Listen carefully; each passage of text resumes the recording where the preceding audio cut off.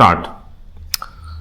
The issue of whether a judicial officer has been actuated by an oblique motive or corrupt practice has to be determined upon a careful appraisal of the material on the record. Stop. Direct evidence of corruption may not always be forthcoming in every case involving a misconduct of this nature. Stop. A wanton breach of the governing principles of law or procedure may well be indicative in a given case of a motivated, if not reckless, disregard of legal principle. Stop. In the absence of a cogent explanation to the contrary, it is for the disciplinary authority to determine whether a pattern has emerged on the basis of which an inference that the judicial officer was actuated by extraneous considerations can be drawn. Stop. Cases involving misdemeanor of a judicial officer have to be dealt with sensitivity and care. Stop. A robust common sense must guide the disciplinary authority. Stop. At one end of the spectrum are those cases where direct evidence of a misdemeanor is available. Stop.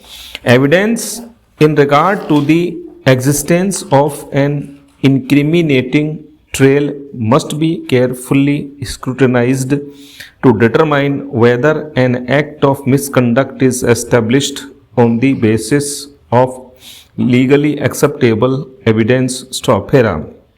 Yet in other cases, direct evidence of a decision being actuated by a corrupt motive may not be available. Stop.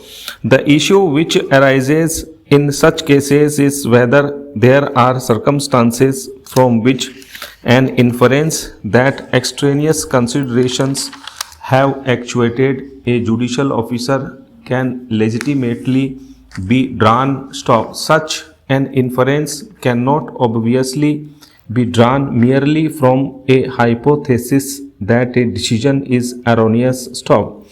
A wrong decision can yet be a bona fide error of judgment. Stop.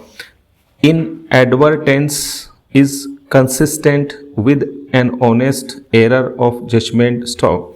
A charge of misconduct against a judicial officer must be distinguished from a purely erroneous decision, whether on law or on fact. Stop.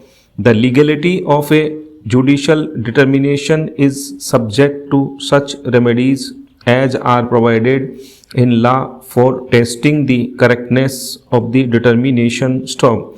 It is not the correctness of the verdict but the conduct of the officer which is in question. Stop.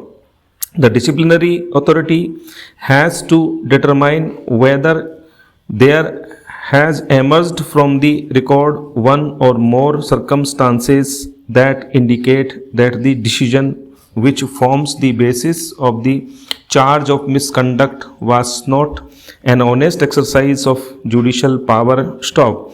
The circumstances let into evidence to establish misconduct have to be shifted and evaluated with caution. Stop. The threat of disciplinary proceedings must not demotivate the honest and independent officer. Stop. Yet on the other hand, there is a vital element of accountability to society involved in dealing with cases of misconduct. Stop.